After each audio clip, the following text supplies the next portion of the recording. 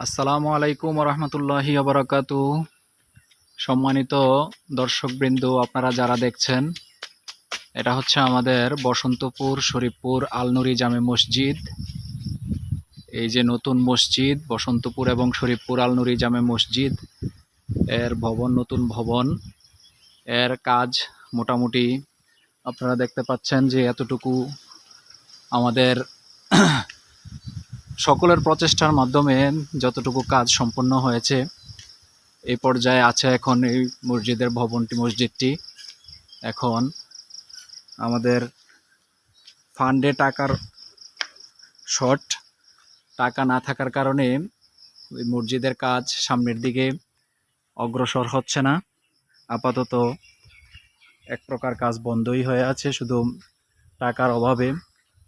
আপনারা দেখছেন অনেক বড় এই মসজিদটি,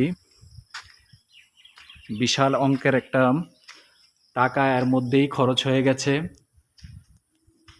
হচ্ছে মসজিদের ভিতরের অংশ, আমি দেখাচ্ছি আপনাদেরকে। এই অংশটার মধ্যে আপাতত আমরা এখন 5 ওয়াক্ত নামাজের ব্যবস্থা করেছি, যেটা আমরা টিন দিয়ে দেখতে পাচ্ছেন ভেড়া দেওয়া আছে। এর মাঝখানে 5 ওয়াক্ত নামাজের জামাত হয় এখানে এখন আপাতত। আর এটা হচ্ছে মসজিদের যে সামনের অংশ, এই সামনের অংশটা এটা। আর হচ্ছে মিম্বার মেহরাব, যেটা মেহরাবের অংশ এটা। আপনারা দেখছেন যে আপাতত কাজ বন্ধ হয়ে আছে আমাদের অর্থের অভাবে। তাই আপনারা যারা দেখছেন প্রত্যেকে যদি একটু একটু করে দানের হাত প্রসারিত করেন, হয়তো মসজিদের কাজের অগ্রগতি, সামনের দিকে কাজ অগ্রগতি করা সম্ভব হবে, কাজ চালিয়ে যাওয়া সম্ভব হবে। এটা হচ্ছে সিঁড়ি, এখান থেকে দোতলায় যাওয়ার জন্য যে সিঁড়ি। এই যে মসজিদের যে ওয়াশরুমের মোটামুটি দরজাগুলো লাগানো হয়েছে। আর অজুখানাটাও মোটামুটি প্রায় টাইলস করা হয়েছে, পানির লাইনও দেওয়া হয়েছে অজুখানায়। আপনারা দেখতে পাচ্ছেন অনেক বড় একটা কাজ। তো আল্লাহর ঘরের কাজ আল্লাহ তাআলাই সাহায্য করবেন, আল্লাহ তাআলাই সহযোগিতা করবেন, আমাদের দৃঢ় বিশ্বাস।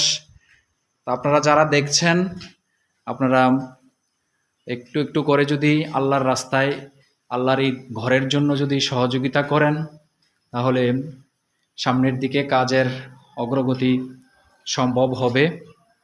আপনারা দেখছেন এখন সবচেয়ে বড় প্রয়োজন এই যে আমাদের যেই গ্রিলগুলো লাগানো, এবং আমাদের যেই ছাদের যেই সিঁড়ির যেই রুমটা আছে, সিঁড়ির রুমটা আমাদের ক্লোজ করতে হবে। বৃষ্টির মধ্যে পানি ঢুকে, আপনারা দেখতে পাচ্ছেন যে বৃষ্টির মধ্যে পানি ঢুকে এখানে। তারপরে এই যে দরজাগুলো, এটা হচ্ছে মেইন দরজা, ঢোকার জন্য মেইন দরজা এটা। এবং জানালাগুলোতে অতি সত্বর গ্রিল দেওয়ার প্রয়োজন, না হলে এটার নিরাপত্তা সম্ভব হবে না। কারণ মসজিদ পবিত্র থাকবে, পাক পবিত্র থাকবে। এখন এগুলো তো গ্রিল লাগিয়ে নিরাপত্তার জন্য গ্রিল লাগাতে হবে ইমিডিয়েটলি। যার কারণে আপনারা যদি সহযোগিতা করেন, প্রত্যেকের অবস্থান থেকে যদি কিছু কিছু সহযোগিতা করেন, তাহলে অবশ্যই আমরা আল্লাহর এই ঘরের কাজ আমরা সামনের দিকে চালিয়ে যেতে সক্ষম হব।